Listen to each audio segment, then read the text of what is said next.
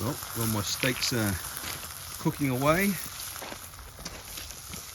we're going to talk about the Viking GT. This follow up on the other vid I did on the Esprit, and there'll be one following that on the Reload. The Viking GT was my first Viking kayak, and roughly about 10 years ago I got into kayak fishing. I was a boatie, and for me, I found that the best fishing was right in close around the bommies, and it was quite hard to get your boat in close. And I saw one of the legends of kayak fishing at the time, PJ, working in hard in one fishing comp, and we couldn't quite get as close as him, and he was slaying it. And I thought, geez, that looks like a lot of fun. And so initially I got a kayak to take on my boat, so when I was going to remote places I could hop in and fish those really exciting places I couldn't quite get to. So I got myself a Viking GT when they first came on the market.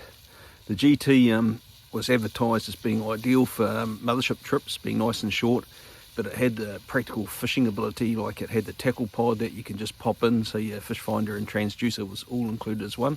So I did 3 years in the GT and had a lot of success in fishing comps in it. And then I went to the Reload, which I've been in the Reload for about 6 or 7 years. And once I hopped into the Reload, I never missed my GT, and there's reasons for that I'll cover later on in the vid. But the GT itself is an awesome kayak, and you find in fishing comps in New Zealand it probably makes up around probably a bit under 10% of the Viking kayaks that are used in comps. So these are my opinions based on 3 solid years of using the GT as a kayak fishing platform. Not everyone will agree with my opinions, but I'm going to be honest with you guys and tell you the good points and what needs to improve on the GT.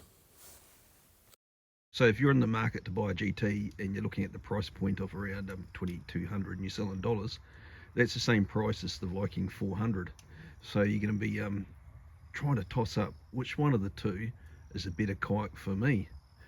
Well, for me at the time when I purchased the Viking GT, it was the 3.6 metre length of the kayak that appealed to me, and the fact that you could have a tackle pod that just slotted into it. Be fair, the GT is a bloody awesome kayak. I actually won quite a few fishing comps in it, and I can't complain at all. It's a bloody awesome kayak, and you could make it really fishable, especially back a few years ago before the fire. You could add the live well tackle pod option, so you could have live baits on a little kayak like that. So we're just going to have a look at how they've created the GT for mothership trips. Basically, they've taken the Reload, which is the kayak on top of my trailer, and they've cut it right down to be a 3.6 metre mothership fishing kayak. And how they've done that, you can see it's got the same size rear well for putting the fish. It takes a chill pod, exactly the same. It's a Reload. They've cut a little bit off the tail section.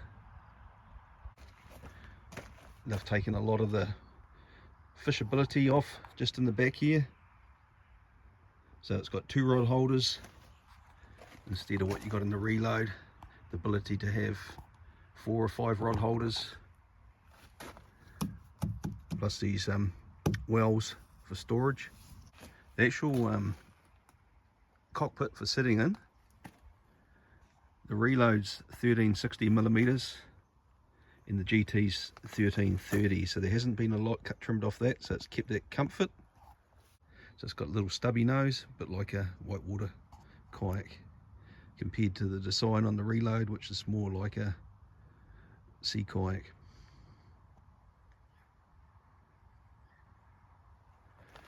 Obviously this whole area in here, it's another 30 centimeters, has been taken out by having the hatch on the top. So to get the carrying capacity of 175 kgs on the GT, if we compare that to the 400 at 175 kgs carrying capacity, there's half a metre difference in length. So to get that carrying capacity in the GT is a lot wider. And the hull's completely different. You'll notice when we flip the GT over, it's got quite pronounced reverse chines on the outside of it to give it stability, and that's very similar to a pontoon boat like a Stabicraft. So you've got really great stability in a small boat, and you get your carrying capacity through the volume the boat has, and that volume comes through the height of the kayak. The GT's been described as the four-wheel drive of the Viking fleet. Personally, I wouldn't class it as a four-wheel drive, because a four-wheel drive, in my opinion, means that you can go anywhere with it. And to a certain extent you can with the GT, because it's ultra nimble, so you can get in close and working around the wash. If I was to describe it, I'd describe it more as a Clydesdale horse. It's ultra slow, but has the ability to take a decent load. If you add a Bixby to it, it just transforms the kayak, and in my opinion, it's the best of the Viking range with a Bixby. But it does have limitations, and the GT's biggest limitation is windage, and we'll get onto that a little bit later on. And let's get the GT on the water, slay a few fish, and I'll talk you over the pros and cons of this awesome little kayak. First thing you notice with the GT, compared to the 400 and the reload, it's quite a barge to paddle. It's a lot slower. For the same amount of effort as paddling the reload, I was going at about 75% of the speed. So I was averaging around that 5.5 kilometres per hour without much wind. As I went around a point and hit a bit of a headwind, that dropped right down to about 3.5 kilometres per hour. There we go. Number 2.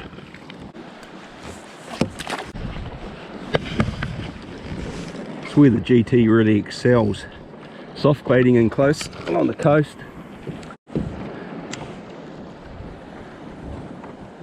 Just taking your time, fishing thoroughly. It's not a kayak you'll do big mileage in a day.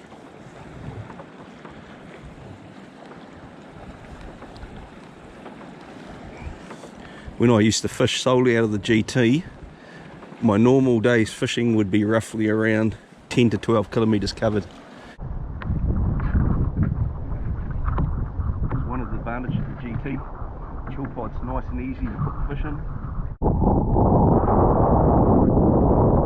The height of the GT above the waterline means it's impacted quite considerably by windage.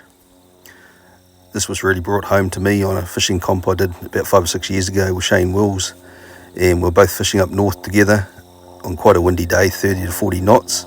We were using a hill for protection to set our drifts, and when we got out to the uncomfortable stage we would paddle back in.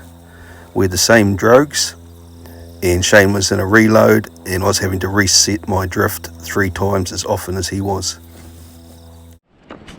These forward facing rod holders, they're good for when you want to change soft bait or tie a line, but with the tackle pod you can do that anyway.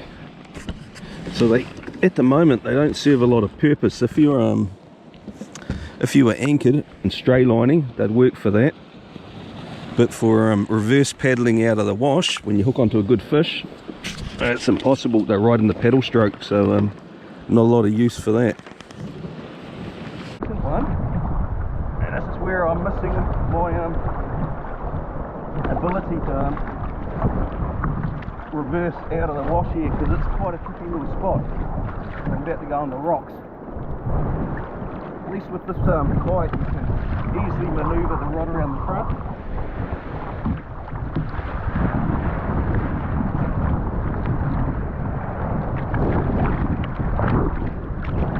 Might come on shortly before I get in the shit, eh?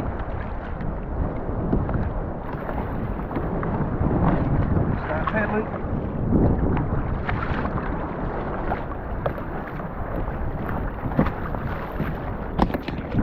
Fish. Just want to get away from the rocks.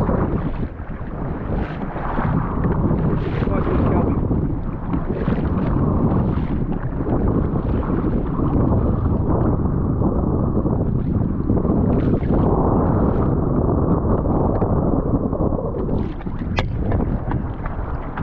Bring it on. Bixby and the GT is the way to we go. Doesn't quite do it with paddling. You put up a good fight for your size. There we go. Paddle tail. Lifting the chill pod lid with my left hand and chucking the fish in with the right hand. Easy as on the GT. Viking kayaks, if you're watching, here's a little bit of critique. So it's got these two handles, but the actual balance point, we hold it on the right, at the rear one, it drops to the front. We hold it on the front one, drops to the rear. The balance point's right in the middle between the two handles. What it really needs is just the one handle in here, and then the rod holder positioned here. So it'd be the same distance as the reload from the seat, and it'd be perfect for the wash fishing. Back to the fishing. Slide you on my legs and pedal to safety. Oh, that's a nice lift.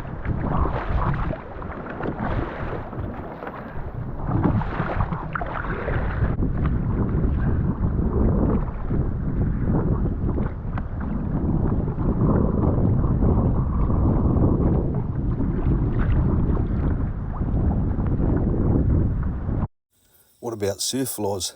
Well, there was none of that yesterday, so this is a good vid here of my mate Matt and his GT. If you watch, I'm going out in the new 400, which likes to pierce the waves on the way out, but the GT has a lot of buoyancy and tends to ride over the top like a cork.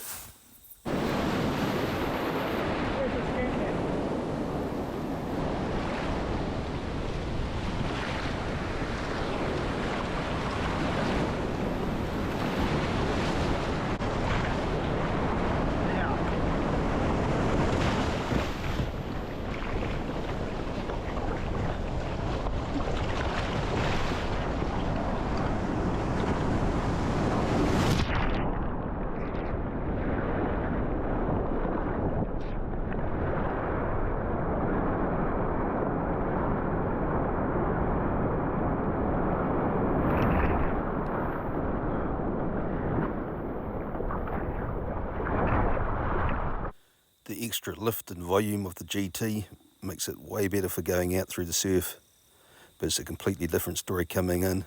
The speed of the 400 wins out there. Back to windage. This is a true story that happened to me.